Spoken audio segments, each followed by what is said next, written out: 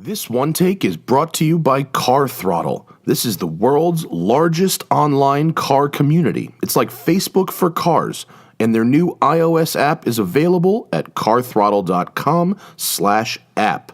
You can follow us, Speed Hunters, Evo, Rob Dom, Super Speeders, and all your favorite content creators at carthrottle.com and their apps on iOS and Android.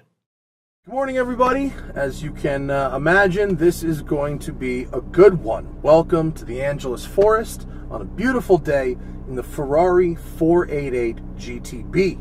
The 488 is, of course, the replacement for the 458, and although there are many similarities, they're clearly relatives. The big story is the engine. The 488 has a 3.9-liter twin-turbo V8, making 661 horsepower and 561 pound-feet of torque.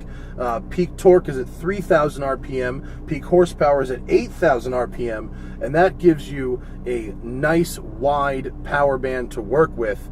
And when I demonstrate the speed of this vehicle, believe me, as nice as a naturally aspirated engine is, you got to go with me on this one. These guys know what they're doing. This car is completely insane. It's magnificent.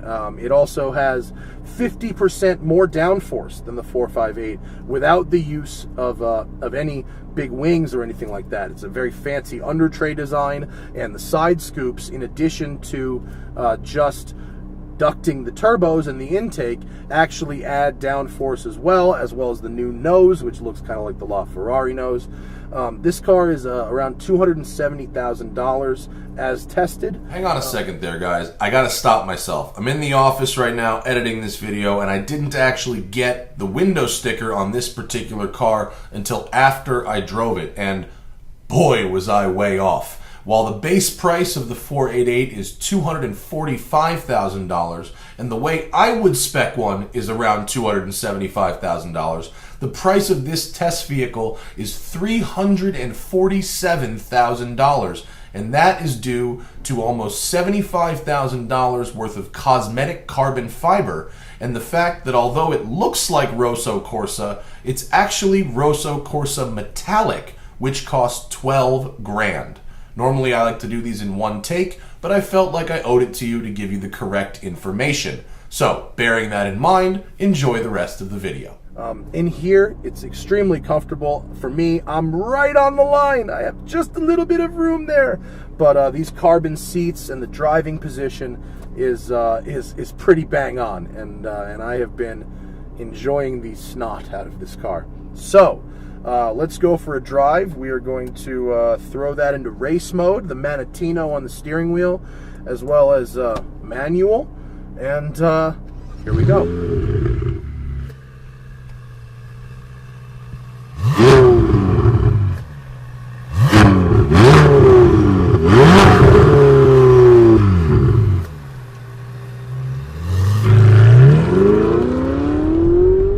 Dual clutch engagement of the 7-speed is smooth and direct. It works well in automatic mode. In fact, before we get going here, I'll just throw it in auto real quick, and you'll see it's easy. It chooses the right gear. If you kick it, it downshifts one. But that's not what you came here to see. You came here to see me go quick. So we're going to go back to manual, and we're going to give it some beans. Check this out. I don't have to watch the tach because I have the shift lights on the steering wheel telling me when to shift.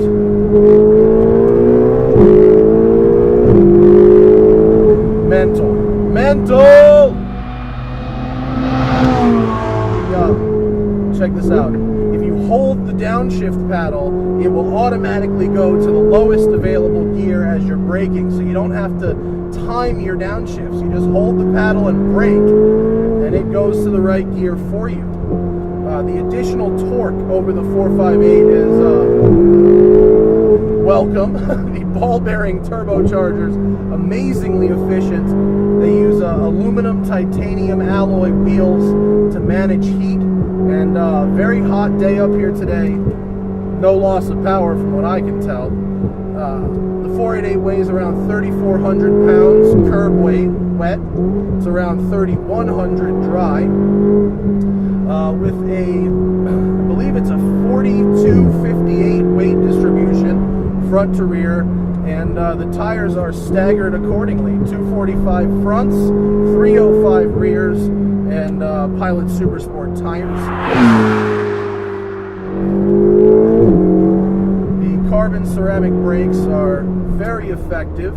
They have a good immediate bite, but if you really want to work them, you got to feed in some pressure. Once they get some heat in them, they modulate really, really well. Steering is bang on. This car is so fast.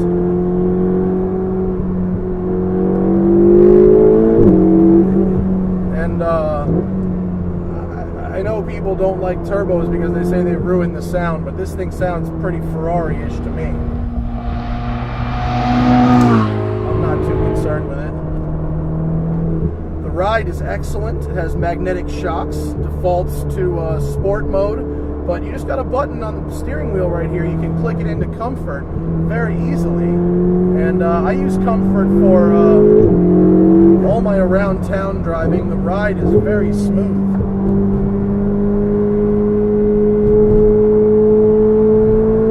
See, it sounds pretty good. And you get a nice little as the turbos spool up, not overpowering. Fuck.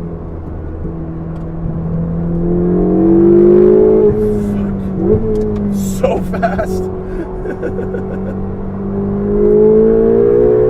And you do want to short shift just a little bit.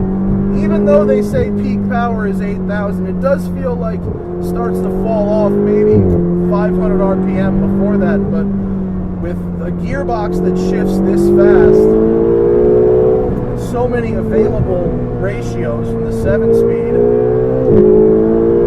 even if everything is moved slightly down the power band, you still have such a wide power band to work with. So you short shift a little bit, but it's okay.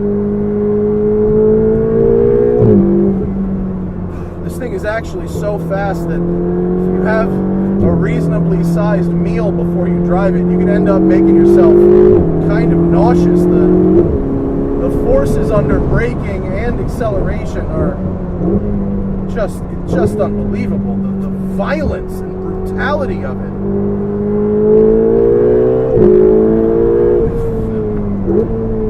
Oh, I love the brakes. The brakes are bang on. The feel is just perfect. But this thing is a professional's car. I mean, if you don't know what you're doing, you are going to have a big crash in one of these, and it's not going to happen at 50. It's going to happen at 150. You know, I said on Instagram that they should issue special licenses for cars like this, and I'm going to stand by that, because this car, the same thing with the McLaren 675. I mean, these cars are so fast that if you're not paying attention, you could get into trouble very easily. And once we get to this intersection here, we'll pick whatever direction this Mercedes. Oh, come on, Mercedes, can I get by? I thought there was an intersection here, but I was wrong. But I want to go quick. But this Mercedes is behind me. I'll give him a little flash. Can I get by? No? Not so much? All right. In that case, while we're stuck behind this guy, let me tell you my couple of gripes. I know if I said everything was perfect, you guys wouldn't buy it, and that's fine. So I have a couple of little gripes. One, it takes a while for the Bluetooth to connect. Two, strangely, the tachometer needle doesn't light up at night, which is weird. I don't know if it's tunnel. Hang on, we'll get back to you. Tunnel. Man, you roll into it in second and just wants to claw the tires right off the pavement. So the tach needle not lighting up is weird. And also, the doors are wider than they appear from up here. And so you have to be kind of careful when you open the door, because it's about 6 inches wider than it looks from up here. So you could whack some things. Can I get by, please? Please? All right, forget it. Forget it. We stop. So those are really all the gripes I have. I mean, honestly, they're minor, but you wanted me to nitpick, so there you go. Everything else is pretty much perfect. It's easier to daily drive than some other supercars. It feels surprisingly normal around town. It does not have a hydraulic nose lift, but don't need it. I haven't rubbed anywhere, really. Magnificent. It goes as fast as you can think. I mean, even a LaFerrari has 200 extra horsepower. I don't really know how you'd use it, or where it would go. Look at this.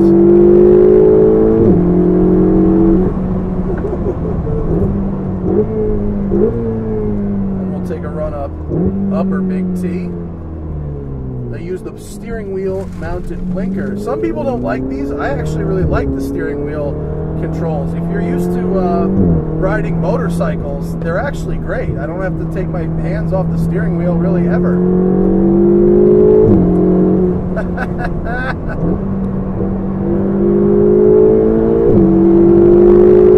God damn, this car is so fast. Caught some motorcycles. Will they let me by? Are they checking? Turnout? I can't say enough nice things about this car. I'm in love with it. It's amazing. The life goal will be to get one of these things and just put a zillion miles on it. If these guys don't want to let me by, I'm going to have to make another gap. What else can I talk about in here?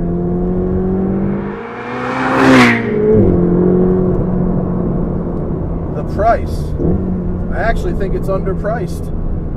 You know, considering that 675 LT was $400,000, $125,000 more than this car. As far as performance, they're very similar. You'd need a drag strip or a racetrack to really be able to tell the difference. And this is more livable. The McLaren feels more spaceship-y. This feels a little more like a normal car, with the exception of how fast it goes.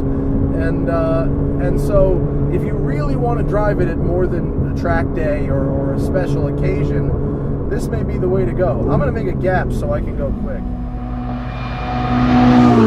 And we're back to the quickness.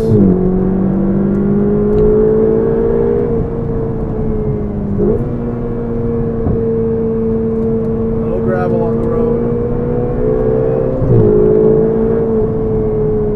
Craziness.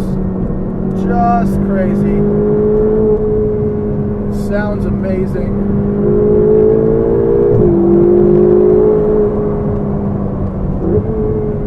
Wow, there is a motorcyclist behind me that is keeping up and going for it. Wow, I might even have to let him by. I thought I was going at it, but this guy is really going at it.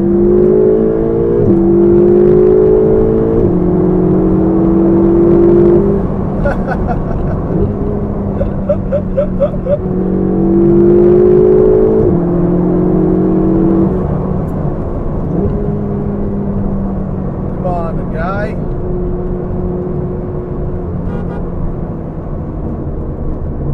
You're not going to let me by, are you?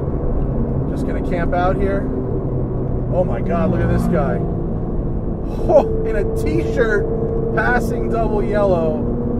That guy has more balls than... See, you think I drive crazy. Damn. You want to see a launch? Let's find a better straightaway. Just following these motorcyclists. Hey, you know what? I'll turn around and launch the other way. Look at this. I can clear this curb without any problem. No nose lift, no issue. Just clear the curb. How's turning radius? Not bad. Not terrible. Sort of a long, winding, and rambling video, but I figured you'd want to know what this thing was like, so we'll just keep it going. Now you can, if you're ex-celebrity not driver want status symbol, you could literally drive this thing around all the time and never hit boost. You only get boost at about more than a quarter throttle, and you never need more than a quarter throttle in town, ever. So once I have a little straightaway here, I'll demonstrate launch control for you. Check this out, very easy. So we're in race mode, left foot on the brake, first gear, press the launch button, you can hear it, ready, floor it, dump.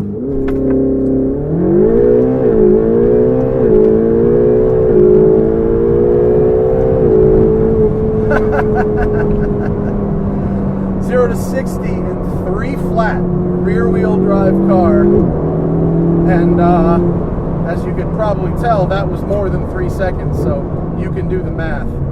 It's ridiculous. If you launch it on cold tires, you will get some wheel spin. On warm tires, it's good. Heavy braking. Yes. This car is magnificent. Magnificent.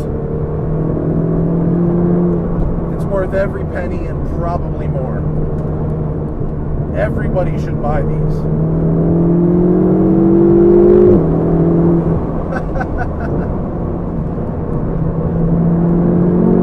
If you're in boost, it goes through gas pretty quickly though.